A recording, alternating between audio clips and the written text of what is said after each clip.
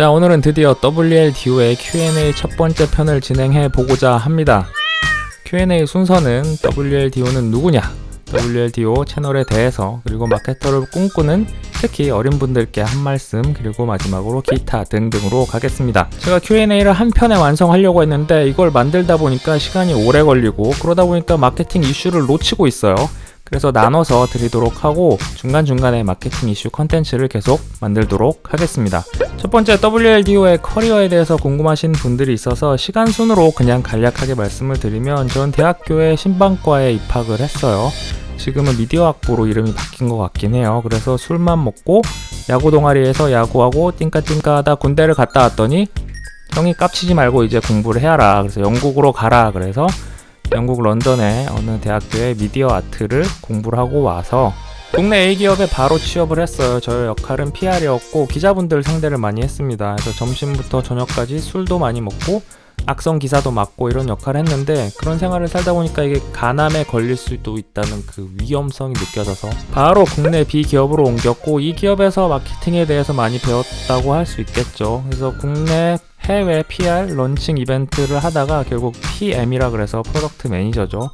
제품 출시부터 판매까지 이루어지는 모든 활동을 담당하고 거기에 필요한 마케팅 제작물들을 많이 만들었어요. 제가 뭐 직접 만든 건 아니고 여러 이제 실력 있는 대행사 분들과 함께 마케팅 제작물들을 만들었다고 할 수 있습니다. 10년 좀 안 되는 시간 동안 그런 업무를 하다가 최근에는 외국계 C기업으로 옮겨서 디지털 마케팅과 제휴 업무를 하고 있습니다. 현재 다니고 있어요.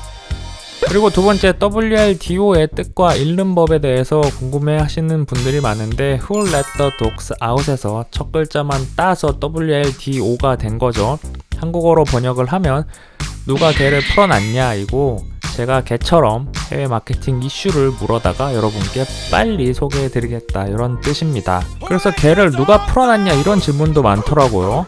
부모님이 풀어놨겠죠. 부모님이 저를 낳으셨으니까 제가 개니까 부모님이 저를 풀어놓으셨다라고 보시면 되고, 또 어떻게 읽어야 되냐 이런 질문도 있으신데, 사실은 WLDO라고 이렇게 정확히 읽는 게 맞지만 여러분들이 왈도라고 불러주시고 저도 왈도가 익숙해졌기 때문에 왈도 좋습니다. 근데 가끔 프로필을 보면 저보다도 나이가 많으시고 저희 부모님보다도 나이 많으신 분들이 왈도 형이라고 왜 자꾸 불러주시는 거예요?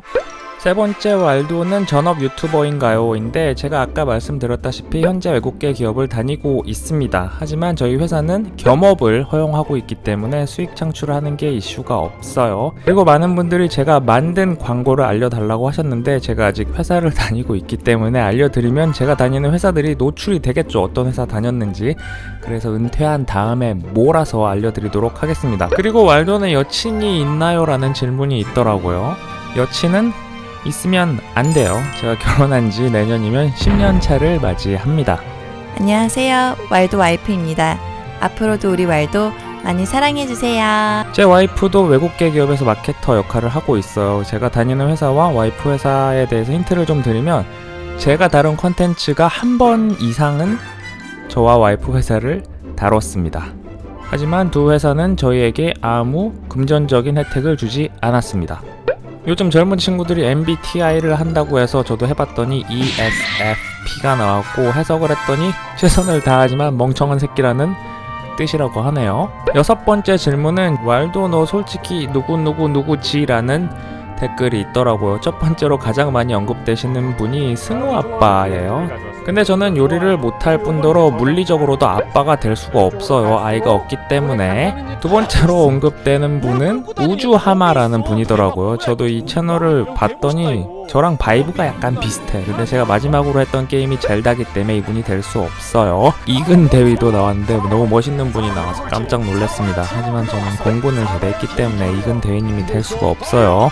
아마 제 목소리가 조금이나마 비슷한 분들이 언급된 것 같은데, 그냥 왈도라는 사람이 별도로 존재하는구나 이 정도 생각하시면 될 것 같습니다. 제 취미는 야구를 좋아해요. LG 트윈스 팬이고 두산이랑 할 때는 TV로 야구를 보지 않습니다. 그리고 야구를 하는 것도 좋아해요. 저 투수가 접니다. 잘 안 보이죠? 직구 위주로 던지고 가끔 이렇게 변화구도 던집니다.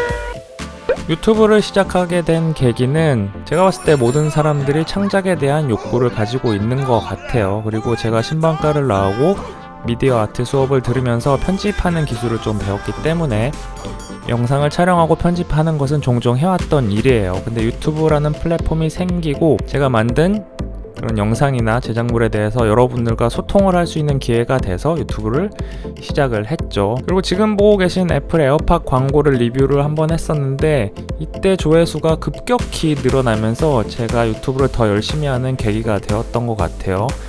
조회수가 중요한 게 아니고 사실 제가 몰랐던 정보들을 되게 많이 알려주셔서 이거를 운영하면 저도 많이 배울 수 있다는 생각을 하게 되었습니다.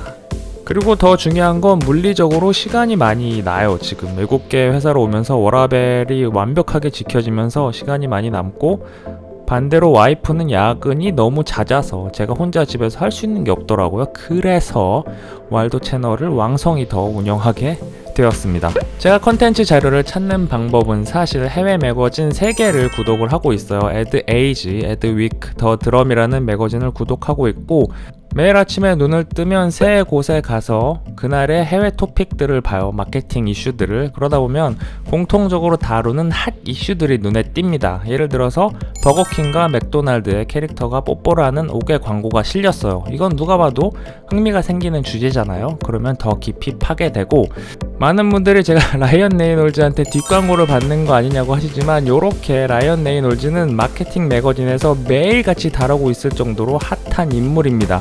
자, 확인하셨죠? 라이언 레이놀즈는 마케팅에서 핫한 인물이다.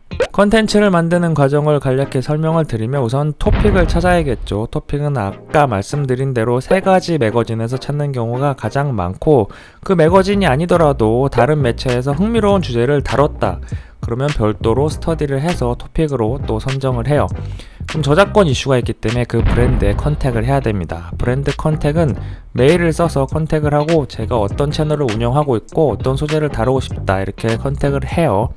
보시기 쉽게 국내 브랜드에 컨택한 메일을 소재로 삼았고 디스트릭트에 연락한 내용을 캡처를 했어요. 그러면 그 해당 브랜드에서 검토를 하고 제 채널에 대해서 다뤄도 된다 이런 메일을 주시고, 별도로 자료를 주시는 브랜드들이 많아요. 왜냐하면 어필하고 싶은 내용이 있고 소개해주고 싶은 내용이 별도로 있기 때문에, 그럼 제가 또 그 내용을 검토해서 제 컨텐츠에 녹일 수 있도록 노력을 많이 하는 편입니다. 제 채널 초기에는 컨펌이 많이 떨어지지 않았어요. 왜냐하면 리스크가 있기 때문에, 제가 브랜드를 욕할 수도 있고 광고를 혹독하게 평가할 수도 있기 때문에 컨펌을 해주는 브랜드가 많이 없었어요. 하지만 이제 구독자분들도 많이 늘고 저의 리뷰 방향이 최대한 긍정적이고 브랜드에 도움이 되는 쪽으로 만들고 있기 때문에 대부분의 브랜드들이 빠르게 컨펌을 해주시는 편입니다. 편집은 어도비 프리미어 프로로 하고 있고, 녹음은 로데 NT-USB 제품으로 하고 있습니다. 별도의